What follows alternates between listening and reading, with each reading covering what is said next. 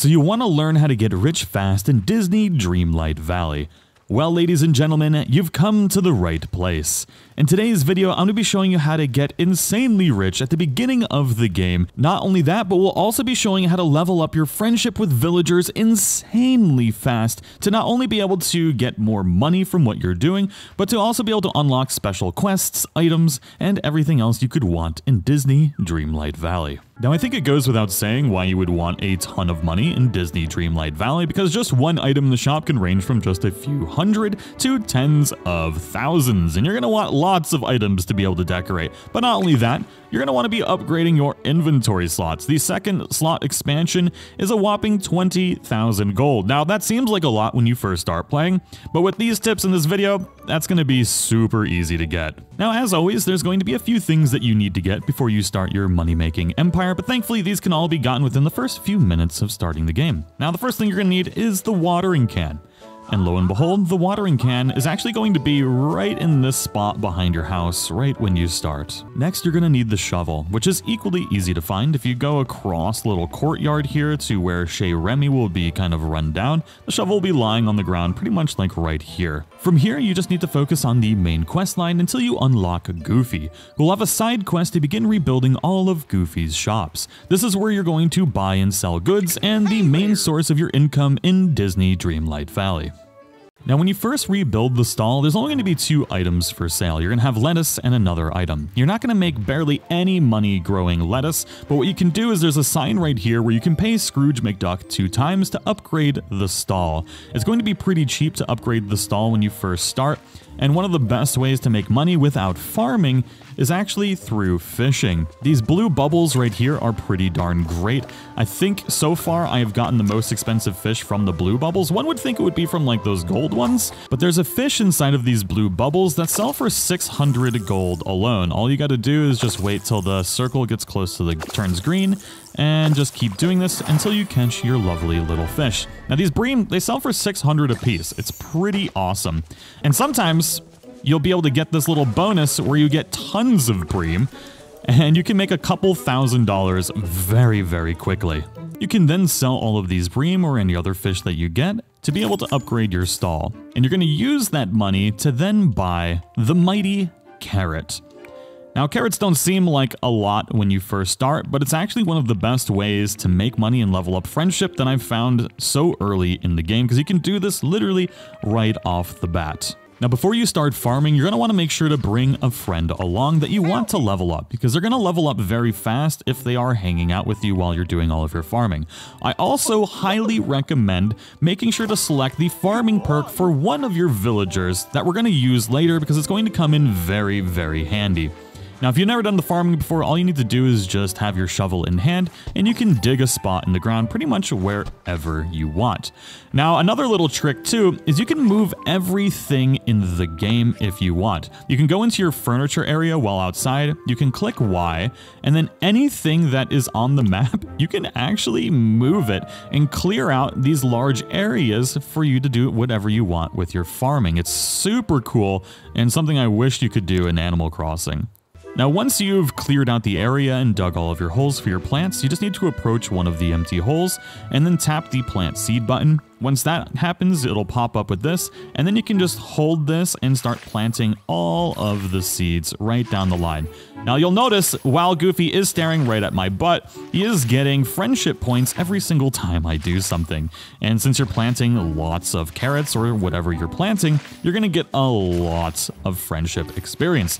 This works really well when you have that quest where you need to befriend like your villagers up to level 5, and you need to do that for 3 different villagers, and this can help you do it very, very quickly. Now, I do recommend trying to time your large plantings when it is raining, because the crops will automatically be watered, but even if you have to water them manually, you still do get bonus friendship experience for the villager that's following you around. You can see we're already almost to level 7 with Goofy. This is also a pretty amazing way to level up yourself. Now, we just got Goofy to level 7. You'll see that I got a gardening level +1, which means my companion can find more crops when harvesting, and this is going to be incredibly important. Now I want to show how important it is to have a villager with you with the gardening expertise when you're going to harvest your crops. I've got some tomatoes here and I'll show you how to unlock these in just a moment. But if we harvest all of these tomatoes, we're going to see that Goofy is going to start also harvesting tomatoes. And you can get a lot of extra crops through this process, which is going to drastically increase the amount of revenue that you're going to be able to make during this process. You can see, and it's not a small amount of bonuses either. It's pretty substantial.